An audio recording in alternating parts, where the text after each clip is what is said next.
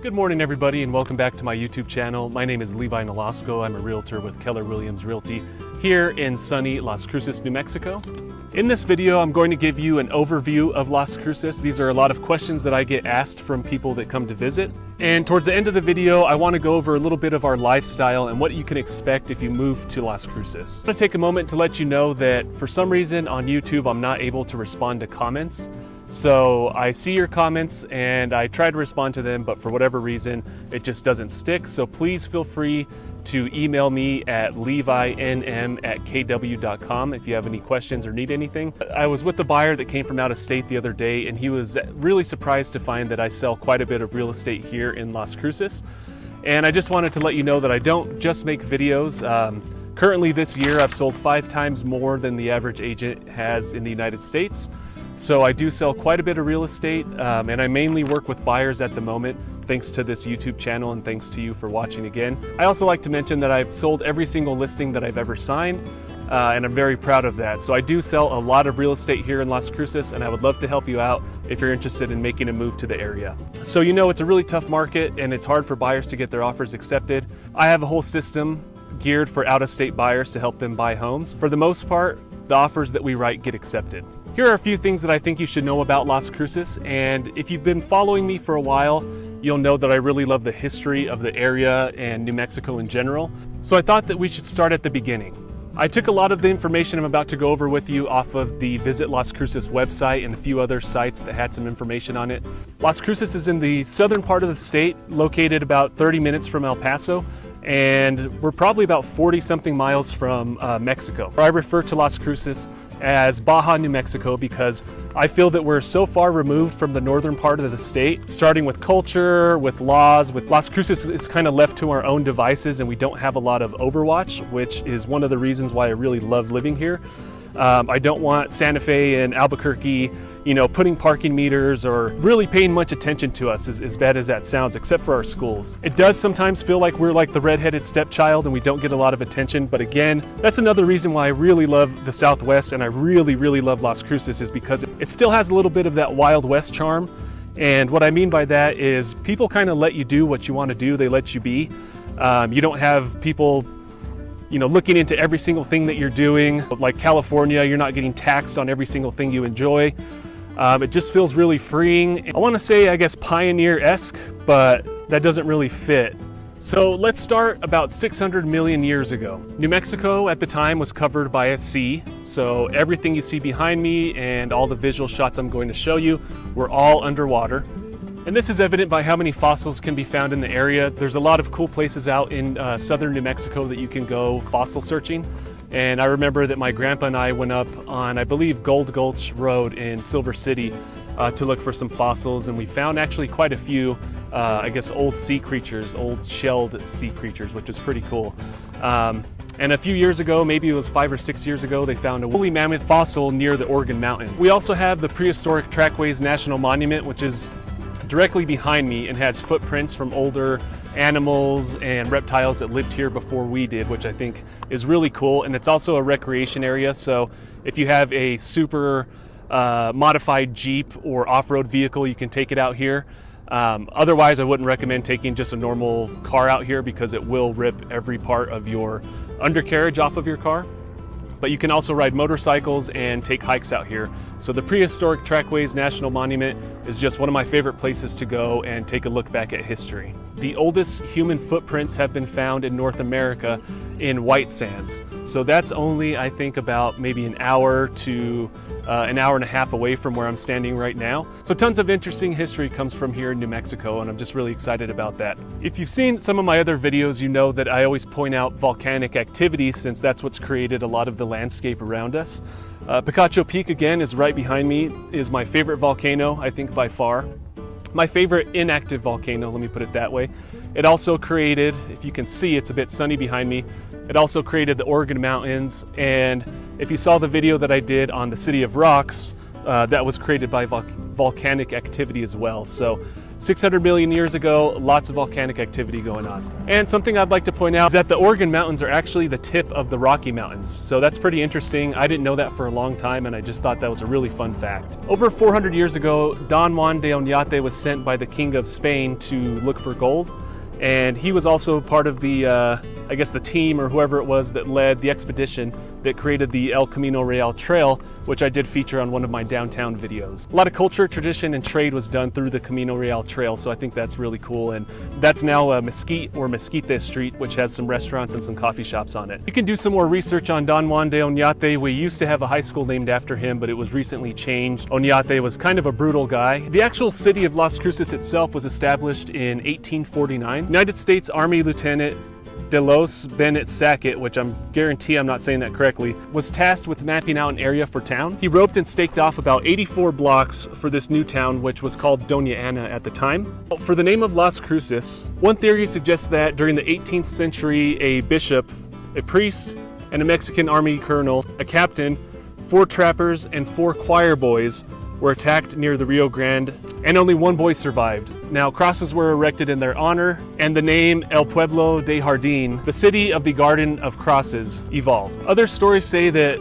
many crosses were erected due to Apache raids, and that one I kind of feel like is probably a little bit more accurate than the whole priest story. There is an Apache pass, and I believe I'm standing pretty close to it, where back in the day, if you were to cross this path, you would get killed. And I actually found a gentleman who does LiDAR with his drone, and he found a forearm bone with a arrowhead sticking out of it up in this area somewhere. And I'm super thankful to have been born in 1986 after hearing kind of our rough start here in Las Cruces. And another story for how Las Cruces got our name, that a group of 40 travelers came down from Taos, were killed as soon as they reached Las Cruces. I don't know, I'll have to research that a little bit more, but most people feel that Las Cruces just means the crosses because there's access to different parts of the country just throughout our city. It has a main access point to the north, to the west, and to the east. As well as the south. After reading all the theories, we can estimate that some sort of death led to the 3 crosses, but nowadays it just makes a lot more sense that 3 crosses just means the crosses, meaning that you can get to any part of the country from Las Cruces. To give you an example of the crosses, one of them is going to be I-10, which of course runs from Los Angeles through Las Cruces. We have I-25 that'll take you from Las Cruces past Albuquerque and up to the northern part of the United States, and Highway 70, which takes you east. Las Cruces is also a major hub to about 10 surrounding towns and cities within a 2-hour distance, including my hometown of Silver City, which is a nice mixture of hippies, cowboys, and most recently, impatient drivers from the East Coast. I make my distinction of being centrally located for a few reasons. When I was living out in Seattle, I felt incredibly isolated. Of course, there's Tacoma, and you have Bellingham and a few different cities that you can drive through within, a couple hours, but that was really it. It would take 4 or 5 hours to get to Boise, and any other town or city you'd really have to get on a flight. So that felt incredibly isolating, whereas here in Las Cruces, it feels very freeing, like you can just get up in the morning and go to one of the 10 surrounding towns, or further if you want to, and still be back on the same day. So I think that's a really big benefit and a plus of living out here in beautiful Las Cruces. As of the most recent data, we have 103,000 residents in Las Cruces and about 215,000 in the county.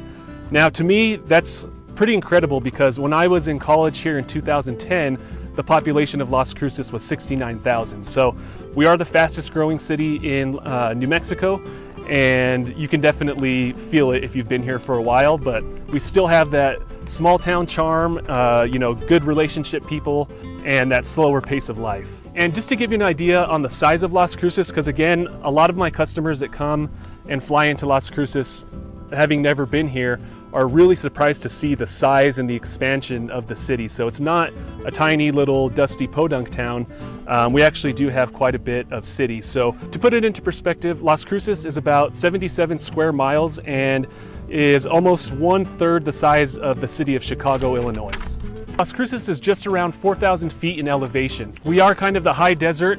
If you're thinking of landscapes such as, Tucson, Phoenix, areas like that, those are at, I believe, around 2,000 feet in elevation. Our landscape is definitely not the same. We have a bit of a more lush landscape, as you can see, And this is during, no rain for the last couple months. Just wait for the summer, the entire valley, everywhere in Las Cruces greens up, and it becomes incredibly beautiful and amazing. I always tell people it reminds me of Jurassic Park. Our main industry here in Las Cruces is the aerospace industry. We have NASA, we have White Sands Missile Range, and we have the spaceport. And again, it's the only spaceport in the United States, and we're the only city that has enough room to host a spaceport. So last I checked, which was 2 years ago, during a speech, there was 63 companies operating out of the spaceport here in Las Cruces. So you could guarantee that there's quite a bit more. And from what I understand, a lot of the tests they're doing are high altitude tests, not exactly going into space, but then again you have Virgin Galactic, which will take you into space here, hopefully in October. And I say hopefully because I purchased a bunch of their stock and I'm just waiting for them to get operational. We also have a large hospitality industry, and that's mainly due to being one of the top 10 retirement towns in the United States, as well as a large college city. And a lot of the students that go to New Mexico State, they aren't from Las Cruces. So I believe last I checked there was 25,000 students, and a lot of them come in from out of state. So the good thing about that is it creates a lot of restaurants and kind of some nightlife and things to do for people that want to get out. Then in the summer, when the school gets out of session or lets out of session, it's really nice because you can feel the town kind of quiet down a little bit, traffic eases up a little bit, and it's just a little break from, I guess, having so many people in the city. Talking about employment again, I believe in New Mexico, the top employer is going to be the government. And of course we have Sandia Labs. There's a whole host of other defense contractors and things that we have out here. So we have a few noticeable mountain ranges here in Las Cruces. We're going to have the Doña Ana mountain range, of course the Oregon mountain range, which is the one that you'll see anytime you look up Las Cruces. And we have the Robledos. And that's going to be in the immediate vicinity of Las Cruces. So wherever you're standing in the city, those are going to be the mountains that you'll see immediately. There are some mountains up in El Paso, like the Franklin Mountains. There's some in Deming that you can see on a clear day. Oh, and also I want to mention right now, since we're talking about clear day, all of the haze behind me is coming from that big fire that's going on here in New Mexico. But it's usually pretty clear out here. Now let's talk distance to surrounding areas. So I always tell you that it's very easy to get out of Las Cruces and to take a day trip and just, get away from the norms. So I did some calculations, and El Paso is about 30 minutes away, and that's just to the, border or state line of the actual city of El Paso. Cloudcroft is about an hour and 20 minutes away, and Cloudcroft is about 7,000 feet in elevation. You're gonna have very tall pine trees, more of like a Colorado look with really big mountains. It's a really beautiful area, and it's great for people that love to stargaze. You then have Ruidoso, which is about 2 hours away to 2.5 hours, depending on how fast you drive. Ruidoso is great because they have the Ruidoso Downs, and they have a casino, a resort, and horse racing, and also skiing and snowboarding during the winter seasons. Ruidoso is a really fun town and a really easy getaway if you're looking for something completely different than Las Cruces just for a day or two. Silver City is about 93 miles away. Silver City is a really cool town. It's, like I said, a lot of artists are there. There's a couple famous artists that do work out of Silver City. They have the Gila bike race, which is really popular, the Blues Fest, just a really cool, eclectic town. It's a very unique town. I haven't been to a town of that size that has that much culture that I can think of in recent memory. Then you have Deming, which is about 50 miles away, and to get to Silver City, you have to pass through Deming. I've sold a couple properties in Deming, and it is truly the Wild West. I know that they haven't had a building inspector in the last 3 years, so I don't know how to really sell real estate out there without a building inspector, but they get by and they make it work. You then have Albuquerque, which is going to be the largest city in New Mexico, and that's about 3 hours away. And you have Tucson in Arizona, which is about 4 hours away. Now, as for our population makeup, I last read that Las Cruces is about 58% Hispanic. You don't have to speak Spanish to live here. I know very little Spanish. As everybody says, I can understand it but can't really speak it. So you can get around perfectly fine in Las Cruces without speaking Spanish. If you live in El Paso, it's a little bit of a different story. Usually I have to try my Spanish out when I go visit El Paso. It still works and gets me by, but it's not a requirement to know Spanish to live here in Las Cruces. So now let's talk about something that's really important and something you're probably waiting to hear about is the lifestyle of Las Cruces. One thing I can say is that we really enjoy a laid-back lifestyle. And there's no other place I've been to in the United States or any place I've traveled abroad that has such a laid-back lifestyle like Las Cruces does. Now you're probably thinking, how does the mañana lifestyle translate into everyday living? For instance, one thing I can think of is traffic. In big cities, I remember as soon as the light turns green, people were honking at you right away. So you barely had time to take your foot off the brake and put it on the gas before you get honked at. In Las Cruces, people will wait up to 5 seconds before going on the green light and nobody honks. Sometimes I do get frustrated with that, but I'm not gonna give in to the whole we need to do everything immediately lifestyle. I wanna keep Las Cruces like it is right now. So I give people 5 seconds. After 5 seconds, I may give a little honk, or if I notice they're looking at their phone, I'll give them a little honk. When we first moved back here from Los Angeles, I was trying to keep the Los Angeles mentality, and it lasted for about a week, but mainly the only thing that really does is annoys you and the people around you. If you're leaving Los Angeles, leave the lifestyle with you. There's really, a lot of times that's why we leave big cities, is because of the lifestyle that it provides. We don't want to carry that with us into the next town. So just be forewarned, we love our laid-back lifestyle. I'm sure you will too if that's what you're looking for. And it definitely decreases your stress levels, gives you more time to focus on things that you really enjoy, and just all around makes a better or a higher quality of life. I like to tell a story about my dad, and he's one of the nicest people you'll ever meet, and I really do mean that. I'm not just saying that because he's my dad. He is a really nice person and very funny, positive outlook on life, very similar to me. Well, I'm very similar to him. One time he was in line in Silver City at the post office, and this person behind him was talking about how New Mexicans are very slow and laid. I guess I wouldn't say, she didn't say laid back, but everything was just slow and not to her standards. So my dad turns around and yells at this person to get the f out of our city if they don't like our pace of lifestyle or our quality of life. That just goes to show you that we are very nice people here in New Mexico, but we are very protective of our culture and of our lifestyle. So, moving here, it is going to be an adjustment if you're coming from a big city. In my experience, it takes about a month or so to get used to the slower pace of life. Sometimes it drives people crazy, but eventually everyone gets over it. And then as soon as you go back to another city, the only thing you want to do is turn around and come back to Las Cruces and relax. And to elaborate a little bit more on our lifestyle, something that I really love and another reason why I moved back is because Las Cruces is very focused on relationships and friendships. To be honest, New Mexico isn't the wealthiest state in the United States. So I think that we've had to rely on humor and also, just our friendships. So most of the time in Las Cruces, it's about meeting up with people that you like, having coffee with people that you like, meeting new people, going on bike rides with new people, having dinners, doing things like that. That's really at the core of our culture, I think. It's family and friends and community, and that's what I really love. We all have a stake in this city. The day that Las Cruces becomes a city that's a rush to get everywhere, we start getting parking meters and things like that, is the day that I start looking for a smaller city that, that still has that laid-back lifestyle. And I do also want to tell you a little bit about our Wild West roots and how they're still prevalent in present day. A few years ago when I was in college, the city decided to put up red light cameras so that we can start getting tickets for running red lights, which happens here and there, but it's not really, something that you see every day. So they put up these red light cameras and people started running them over. So then they would come back out, put the red light cameras back up and reinstall them. Next day they'd be run over.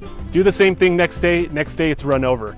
So we're kind of like, we don't want people looking at us for every single thing that we do. And I just thought it was so funny and so Las Cruces to keep on running down those red light cameras, and eventually the city stopped putting them back up. And I guarantee if the city did that again now, the same thing would happen. And at that point, I'd probably buy a truck with a nice bumper guard on it. Some big difference that I've noticed out here as well is that, in Los Angeles, I was introduced by my name and then immediately after my job title.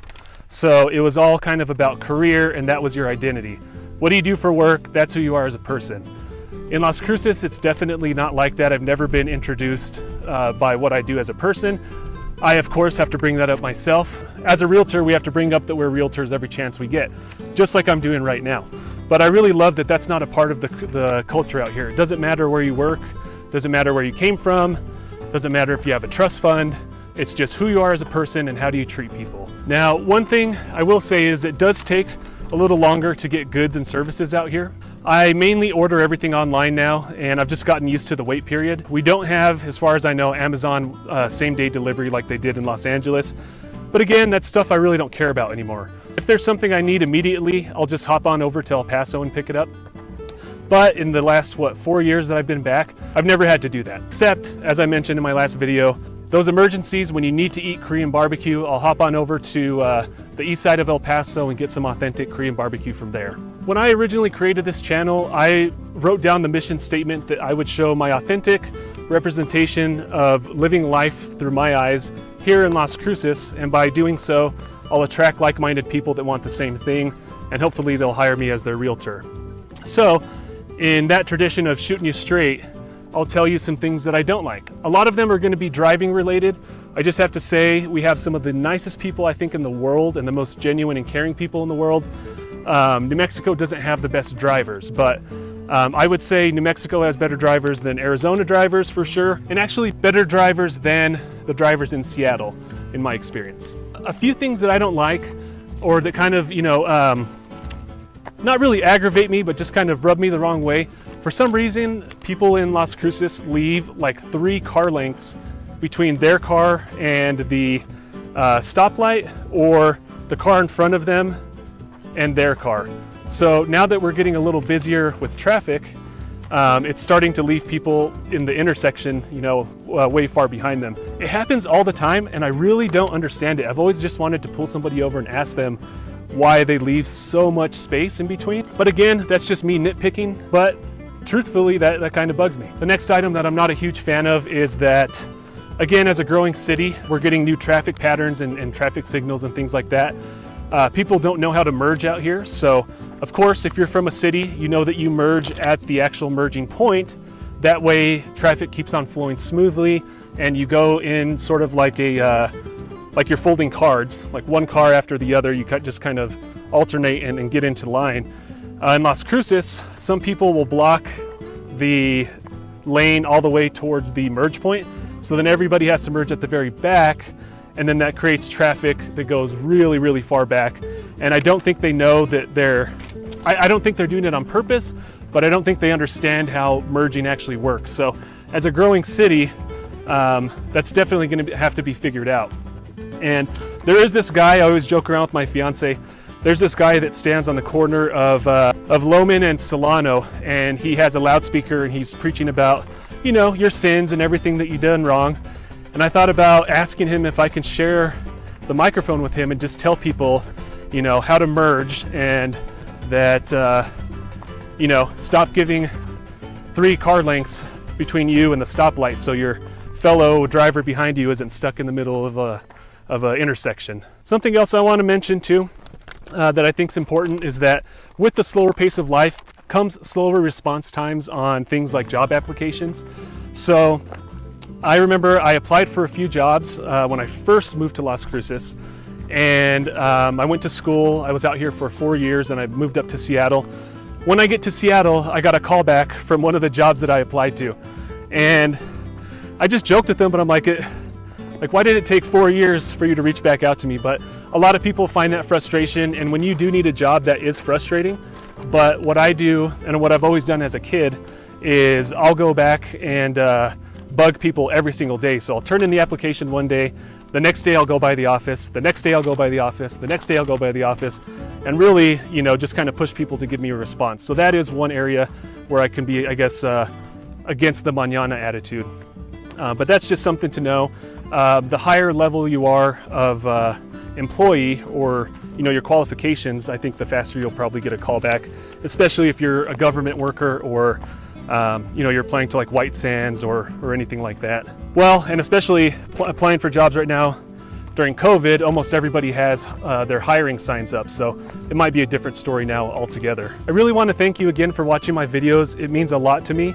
Like I said before, I did not start this channel to turn it into like a lead generating business for real estate, but it's kind of taken on its own thing, and it's definitely worked very well. So I really appreciate you, and I appreciate your viewerships. So if you'd like to see more, please feel free to like and subscribe. And in terms of real estate, I really do love what I do. I think I'm one of the lucky people that's actually found something that they're super passionate and obsessive about. I couldn't have asked for a better career, and I really love what I'm doing. I'm also really good at it, and I don't mean to say that just to be braggy, but I mean, I'm good at it. I love what I do. So if you are looking for a home in Las Cruces, if you're looking to buy, sell, or invest, please consider me. I'd love to interview with you to see if we're a good match and help you find or sell your next house. So thanks again for tuning in, and I'll see you on the next one.